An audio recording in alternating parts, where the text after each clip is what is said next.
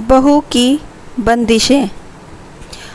आशी आज बहुत गुस्से में थी और होती भी क्यों ना, उसे लगता था मोहल्ले की सभी बहुओं में से सबसे ज़्यादा दुखी वही है।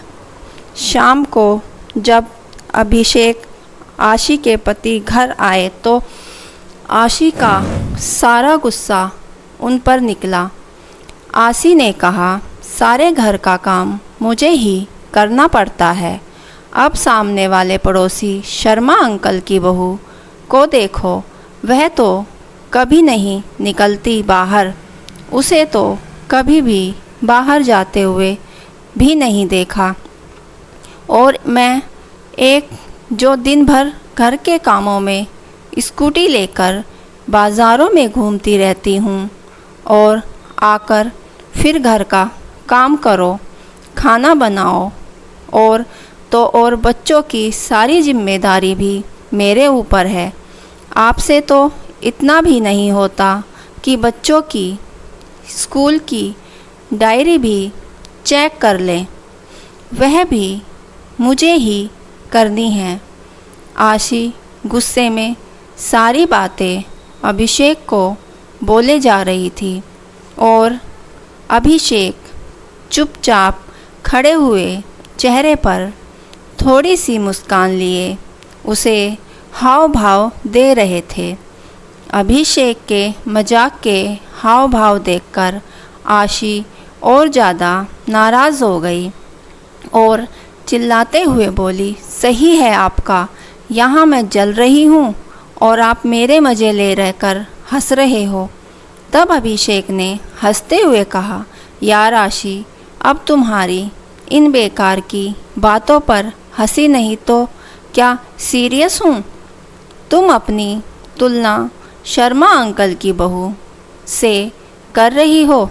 तुम्हें पता है, शर्मा अंकल और आंटी दोनों अपनी बहू को घर से बाहर खड़ा तो नहीं होने देते। वह बाजार कैसे निकलेगी। तुम तो शुक्र करो तुम्हारे ऊपर ऐसी कोई बंदिश नहीं है।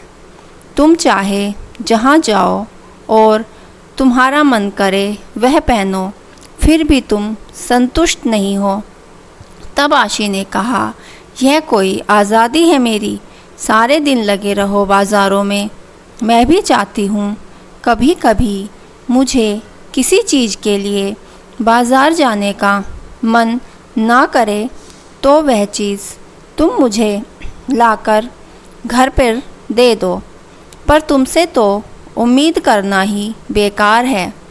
तभी तो मेरा एक पैर घर में होता है और एक बाज़ार में। तब अभिषेक ने कैसे जैसे आशी को मनाया और फिर रात का खाना खाकर सब सो गए। अगले दिन आशी किसी काम से बाजार के लिए निकली, तभी उसे आवाज़ आई, दीदी इधर देखो। आशी आवाज़ सुनकर भी अपना वहम समझकर आगे बढ़ने लगी। फिर दोबारा उसे वही आवाज़ आई। तब उसने देखा शर्मा अंकल की बहू अपने कमरे की खिड़की से उसे आवाज़ दे रही थी। जब आशी ने उसकी तरफ देखा तो उसने इशारा करते हुए अपने पास बुलाया और कहा, भाभी, क्या आप मुझे लाल रंग की नेल पॉलिश ला दोगे? मैंने अपने पति से कहा था, पर उनके पास समय की कमी होने की वजह से उन्होंने मुझे टाल दिया। कहा कभी और बाद में ला दूँगा। तब आशी ने कहा, अरे तो ऐसा करो, तुम चलो ना मेरे साथ। तुम बाज़ार भी घूम आओगी और तुम्हें जो भी सामान चाहिए वह ले लेना और साथ में अपन दोनों गोलगप्पे भी खाएंगे। इतना सुनते ही शर्मा अंकल की बहू की आंखों में आंसू आ गए और बोली, दीदी, मेरी किस्मत आपके जैसी नहीं है। मैं अपनी पसंद से कुछ भी नहीं खरीद सकती हूँ। जो भी कुछ घर वाले अपनी पसंद से लाकर देते हैं वही पहन लेती हूँ। मैं बहू हूँ ना, तो यह लोग मुझे कहते हैं, बहू तुम चार दीवारी में ही रहो, तभी हमारे घर की शोभा है।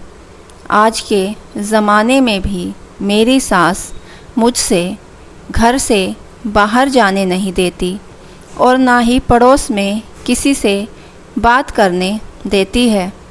तभी पीछे से आवाज़ आई, बहू, और वह अपनी अधूरी बातों को बिना पूरा करे ही अंदर चली गई।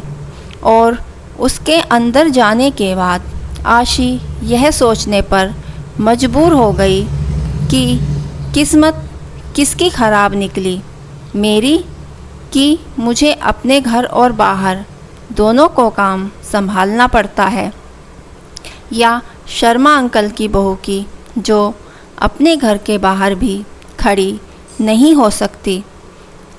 आशी सोचने लगी कि मैं तो हमेशा यही सोचती थी कि शर्मा अंकल की बहू के तो ऐश हैं, जो उसके घर पर बैठे बिठाए हर सामान मिल जाता है। पर आज वह अपनी किस्मत को सराह रही है, क्योंकि चाहे काम के बहाने ही सही वह घर से बाहर निकल तो सकती है, जिसे चाहे उससे बात कर सकती है, अपनी पसंद का कुछ भी खरीद सकती है।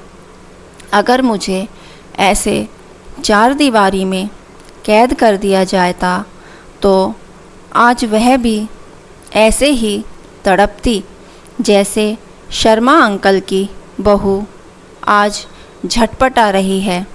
आज आशी को समझ आ गया कि जैसे हमें दूर से दिखाई देता है, सच्चाई में अक्सर ऐसा होता नहीं है।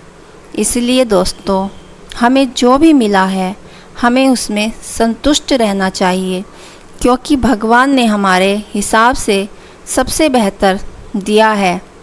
आपको मेरी हिंदी कहानी कैसी लगी ज़रूर बताइए और हमारे चैनल को सब्सक्राइब, लाइक और शेयर करना ना भूलें।